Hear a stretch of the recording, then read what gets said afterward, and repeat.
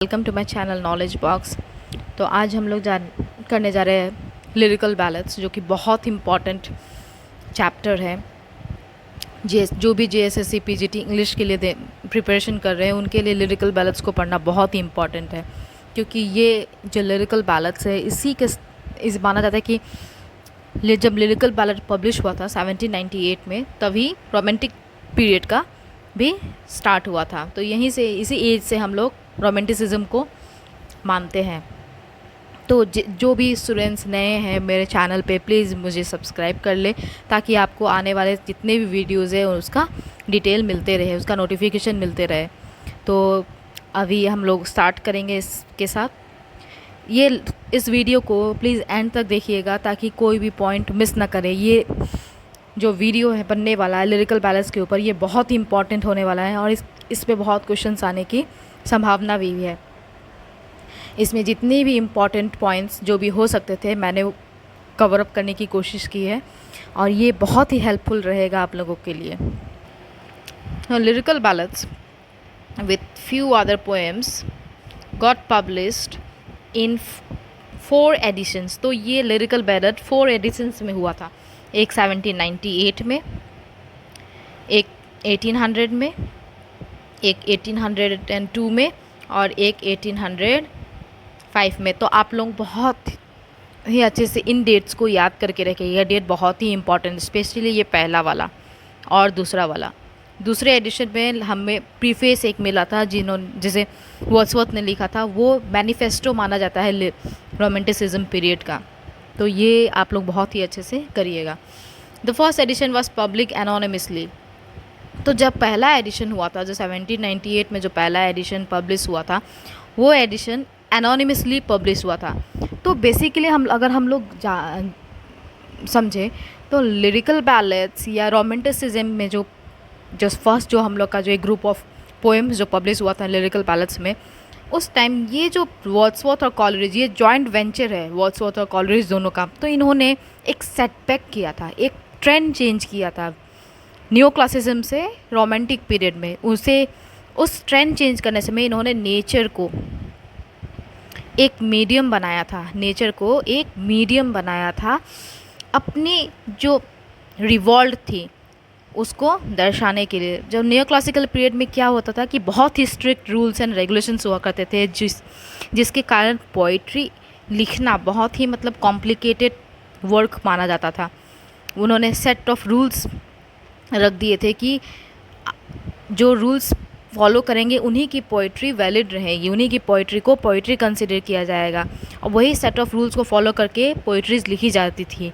पर जब ये वर्ड्सवर्थ ने पोइट्री लिखी तो उन्होंने एक तरह से उन्होंने अपोज किया था न्यू क्लासिज्म को, एक ट्रेंड चेंज किया था। इसीलिए जैसे कि कभी भी कोई भी आदमी एक ट्रेंड चेंज करता है तो पहले वो अपना नाम जाहिर नहीं करना चाहता, चलेगा कि नहीं, वो सर्वाइव कर पाएगा कि नहीं। पर जब उन्होंने ये पब्लिश कर दिया तो ये बहुत ही बेहतरीन निकला, बहुत ही बेहतरीन परफॉर्मेंस इसका निकला। इसलिए सेकेंड एडिशन में उन्होंने अपना नाम पब्लिश किया, पहला वाला में उन्होंने अपने नाम पब्लिश नहीं किया था। और जो सेकेंड एडिशन है जो 1800 में हुआ था, सेकेंड एडिशन जो 1800 में हुआ था, उसमें उन्होंने वर्ड्सवर्थ का नेम डाला था टाइटल पेज पे ही।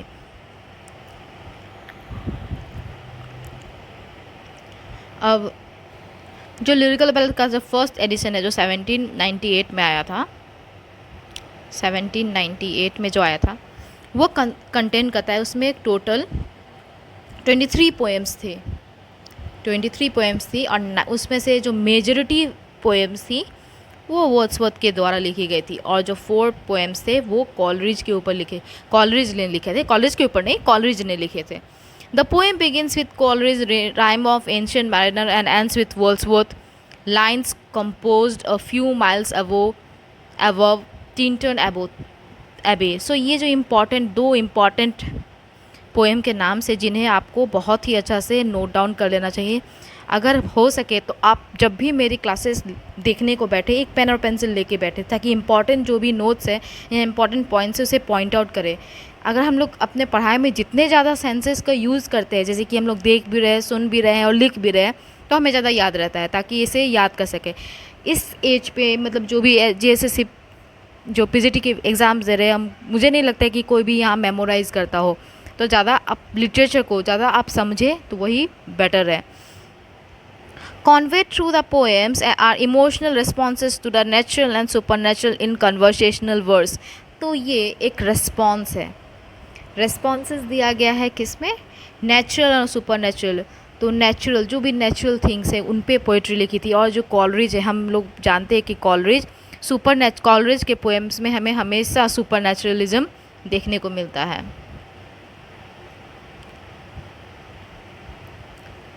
उनके पोइट्री में सुपरनेचुरलिज्म एक इम्पॉर्टेंट एलिमेंट हुआ करता है.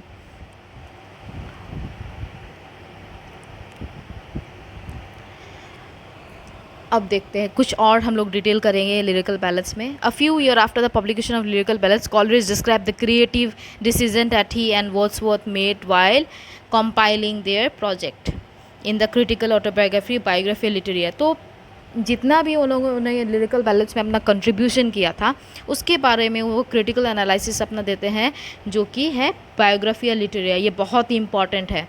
इन्होंने ये बायोग्राफिया लिटरेरिया 1817 में लिखा था. ये आप लोग प्लीज़ नोट करके रखिए, ये बहुत ही इंपॉर्टेंट है. And this endeavours should be directed to person and character supernatural. तो मोस्टली कॉलरिज का जो थॉट प्रोसेस था और जो वर्ड्सवर्थ का थॉट प्रोसेस था बहुत ही डिफरेंट था. कॉलरिज ज़्यादातर सुपरनेचुरल थिंग्स में या लोगों में ज़्यादा बिलीव करते थे, पर्सन्स में, सुपरनेचुरल एलिमेंट्स में. और वर्ड्सवर्थ का जो थॉट प्रोसेस था वो कॉमन थीम होता था. उनके राइटिंग्स में हमें कॉमन एलिमेंट्स देखने को मिलता था.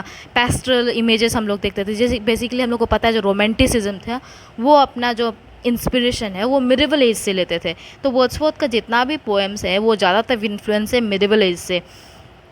तो मिडिवल एज से जो हमारे कॉलरिज हैं वो भी इंस्पायर हुए थे, बट वो तो कॉमन मैन पे ज़्यादा नहीं लिखते थे. उनका ज़्यादा अच्छा पकड़ था सुपरनेचुरलिज्म में. वो ओपियम लेते थे, माना जाता है कि वो ओपियम लेते थे और एक ड्रीम में चल जाते थे. उनकी ज़्यादातर पोइट्रीज ड्रीम विजन पे है. Now ironically lyrical ballads marked both the beginning and the end of the poetic literary partnership. तो लिरिकल बैलेट जो है वो दोनों मार्क करता है, जो दोनों कॉलरिज और जो वर्ड्सवर्थ है उनके लिटरेरी पार्टनरशिप का एंड भी है और साथ ही साथ बिगिनिंग भी था. उन्होंने साथ में काम किया था लिरिकल बैलेट्स में, और ये आखिरी टाइम भी था जब उन्होंने साथ में काम किया था. अब जो 1798 का जो हमारा लिरिकल बैलेट्स था, जो उस एडिशन का जो था, जो फर्स्ट एडिशन था लिरिकल बैलेट्स का, जो 1798 में आया था, उसमें कुछ इम्पॉर्टेंट पोएम्स हैं. उन पोएम्स को हम लोग देखते हैं. ये था rime of ancient mariner, the foster's mother's tale, Coleridge ने लिखा था. ये भी कॉलरिज ने लिखा था. The nightingale, a conversational poem. Conversational poem में सिंपली जो पोएट होते हैं वो एक पोइट्री लिखते हैं कॉन्वर्सेशन के तौर पे. The lines written at a small distance from my house and sent by my little boy to the person to whom they are addressed. ये वर्ड्सवर्थ ने लिखा था. Simon Lee, the old huntsman, we are seven, ये सारे work Wordsworth के हैं. The thorn, the dungeon, lines written near Richmond upon the Thames at evening, lines written a few miles away, above Tinton Abbey. ये दोनों Wordsworth के poem हैं. जो 1800 में जो लिरिकल बैलेट्स पब्लिश हुआ था उसमें वर्ड्सवर्थ ने एक प्रीफेस लिखा था, और ये प्रीफेस एक तरह से मैनिफेस्टो है रोमांटिसिज्म का. जो भी रोमांटिसिज्म का कैरेक्टरिस्टिक्स है वो हमें इस प्रीफेस में देखने को मिलेगा. ये एक तरह से वर्ड्सवर्थ का पोएटिक थ्योरी भी है. तो देखते हैं इसके मेन पॉइंट्स. तो पोएटिक इंस्पिरेशन, तो जो वर्ड्सवर्थ थे वो उन्होंने बताते हैं कि उनके लिए पोएट्रिक इंस्पिरेशन था ऑर्डिनरी वर्ल्ड और ऑर्डिनरी पीपल. जो एवरीडे इंसिडेंट्स होता है, जो सीन्स होता है, mostly the scenes of common life, वो सब इनके पोएटिक इंस्पिरेशन होते थे. पोएटिक पर्पस, तो इनका पर्पस क्या था पोइट्री लिखने का? To make the ordinary extraordinary. तो उनका मेन पर्पस था जो ऑर्डिनरी चीज़ें थी, जो आम चीज़ें थी, उसे एक्स्ट्राऑर्डिनरी बनाना. It seeks to produce excitement and an over balance of pleasure. तो वो बताते हैं कि ये पोइट्री लिखने का जो मेन रीज़न है क्योंकि उन्हें एक्साइटमेंट और प्लेजर मिल सके। अब जो हमारे वर्ड्सवर्थ है उन्होंने इस मैनिफेस्टो में और या इस प्रीफेस में बताया है कि पोएट कौन है। इन्होंने पोएट की, पोएम की डेफिनेशंस दी है और ये बहुत ही इम्पॉर्टेंट है आपके जेएसएससी पीजीटी के लिए। प्लीज़ इसे नोट डाउन करके रखें। तो वो बताते हैं man speaking to man, a man speaking to man. ये लाइन अब बहुत ही इम्पॉर्टेंट है जिसे आपको नोट डाउन करके रखना चाहिए।